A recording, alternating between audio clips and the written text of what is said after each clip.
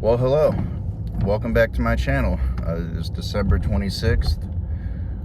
Hope you all had a good Christmas. I know I did. Went over to my friends and had some drinks, had dinner, and watched a movie. I hadn't seen her in like 4 years, so that was really great. I had a really good time. And yeah, so it's a little earlier that I make videos, but I just decided to get up early and start making some money, or earlier I should say, get out, because I usually get out here like later in the afternoon, but I decided to get out earlier today and start making some money with delivering. But yeah, today I wanted to talk about my thoughts on antinatalism.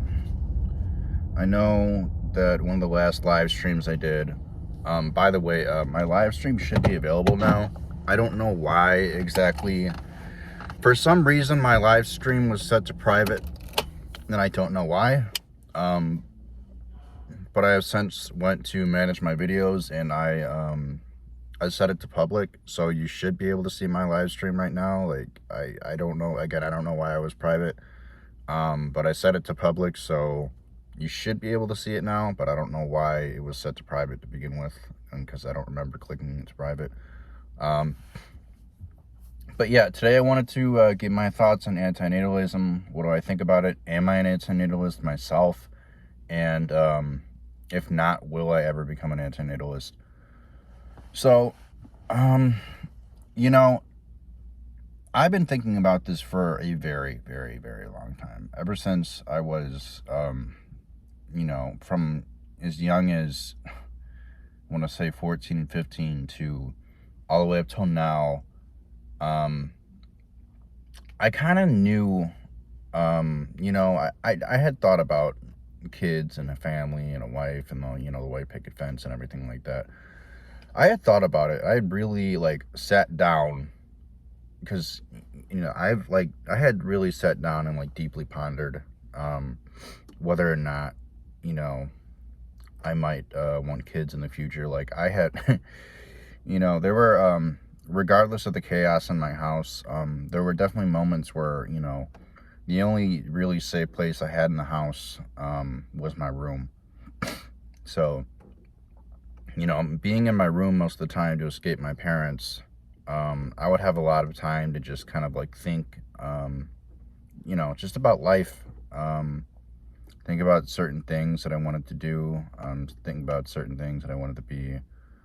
But I think I've known since, you know, I was an early child, that growing up and just seeing, you know, seeing like the chaos in my own home, and seeing how my dad treated me and seeing how my mom treated me, I just kind of knew from then on that, you know, you know, the family might be nice, but it would be me trying to fill a void, you know, for the lack of love in my life. And I think that's what a lot of people do when they have kids. You know, I think a lot of people have kids out of, yes, you know, to fit in with societal norms. But I think a lot of people have kids just, you know, to fill that void, like that lack of love that they never got in their life.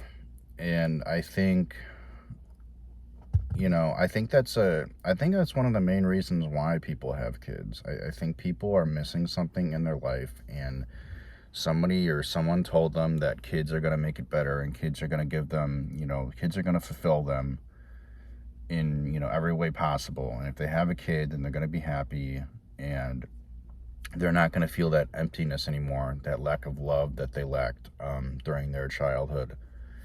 And, you know, like, I've pondered the thought, you know, the question of, you know, should I have kids? I really have, for a long time. And I would not say I'm an antinatalist right now, but I'm going to say that, you know, I believe strongly that, you know, that you should have kids only if you're willing to do everything it takes to sacrifice yourself for them, and know for 100%, know with 100% certainty that you're going to be able to provide a good life for them. Now, that doesn't mean providing a life that's going to be 100% perfect. Like, absolutely not. But it does mean when you bring a child here, you have to show that child that the world is better with them in it than it is without. And you really have to show them, the beauty of the world. You're bringing someone into this world, and you have to give them a life that's so good that you have to, how can I say this? You have to, you have to give them a life where they experience, mostly joy. Like, you have to give them a reason as to why they should stay here. And I think, and it doesn't happen all the time, obviously, but I think even the best, most well-adjusted kids, the kids who have had a great life, they could easily still turn out to regret being here. They could still not want to be here. They could still regret having been here. Even the best kids, even if you give your future child everything, everything even if you do everything in your power to make your future child happy, there's no guarantee that they're going to want to be here. So I think it's very important to understand that when you have a kid, even if you have the best intentions, you might have a child that may or may not like his life. I mean, I just think people are too quick to have. I'm not saying, now, I am not an anti-natalist. I'm just going to answer this question finally, because we're 7 minutes in the video. I am not an anti-natalist. I don't believe, I don't believe our species should just cease to exist one day. I think humans have a right to be here just like every other species on this planet. There are a lot of good people. There are a lot of bad people. I think we deserve a spot. But you need to really consider the repercussions of having a kid that one day may not want to be here. You're going to have a kid that's going to go through a hell of a lot of suffering. And you're going to have to be there for that kid every single time he or she cries, every single time he or she is upset. And you're going to have to explain to them why it's okay to be upset. You're going to have to explain to them why things are the way they are with the world, and how this system works, how this if you even want to call it a capitalist system anymore, this oligarchy, because it's honestly an oligarchy at this point, in my opinion. You're going to have to explain to them that the joy of being alive is greater than being dead. Like, you're going to have to show them the joys of life. You're going to have to give them more reasons than not to live their best life, to continue staying on this earth and existing. And that's not always easy. You can shield your kid as best you can from the horrors of this world, and there are a lot of horrors. There are a lot of bad things in this world. But all it takes is one traumatic event, and it could screw up your entire kid's life. It really could. I mean, it's just some people just get messed up from that one event happens. You couldn't shield them from, whether it was whatever violence or whatever, and they're messed up for life, and they have to suffer with that. They have to suffer the repercussions of that. So before you have a kid, I would say think about the suffering that they're going to go through, and think of the reasons why you're having a kid. Are you having a kid to fill a void in your life? Are you not happy right now and you think that having a kid will make you happy? Do you have internal struggles that you need to deal with? Do you have trauma that you need to deal with? Do you have certain things going on with your life that you need to take care of? And you think that having a kid would not be in your best interest right now? You need to really sit down. If you have a partner, you really need to sit down with he or she and have a talk about what could happen if you have a kid in this world. Like, people are way too how can I say this? People take this situation way too lightly. People are way too laid back with having kids. People, I mean, are just popping out kids left and right, it seems, especially, these generations, the new generations are just popping out kids left and right.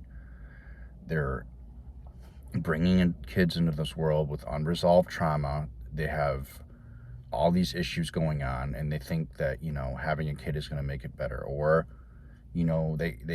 their boyfriend or their girlfriend, they want to get married, so they get married for them. They have a kid for them, and they're miserable. And then the kid's miserable, and he or she has to spend the rest of their life in therapy, like I do, trying to figure out how to navigate their own trauma that their parents inflicted onto them. Meanwhile, their parents are still trying to figure out their trauma, or maybe they don't even know they have trauma, and they unintentionally inflicted it onto their own kid, and now their kid's in trauma, or now their kid's in therapy, I should say. Now their kid's in therapy for the rest of their life, trying to figure out how to navigate this messed up world. So, I guess in conclusion, at the end of the day, it's your choice if you want to have a kid. If you were having a kid, if you were bringing a kid into this world for 100% selfish reasons, and you were going to give this kid the best life possible, and you are going to make it your mission, you're going to make it your goal to show your child why existing is much better than not existing, why the joys of being alive is much better than never having been, then I think you're doing it for the right reasons. If you are 100% ready for that, and you are doing it for the right reasons, then I would say yes. But if you are doing it to fill any kind of void whatsoever, any kind of unresolved trauma, any kind of issues that you and your significant other might have that you think having a child might fix, then you're doing it for the wrong reasons. And you need to take a step back. You need to sit down with he or she, and you need to really talk about what it is that you need to fix before you even consider having a kid.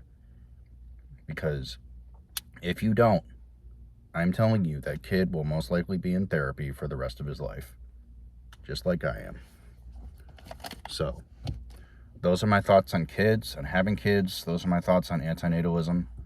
Let me know what you think. Put a comment down below if you have any other video recommendations that you'd like me to do. And until next time, my name is Brandon. This has been Deconstructing Narcissism. See you guys in the next video. Take care.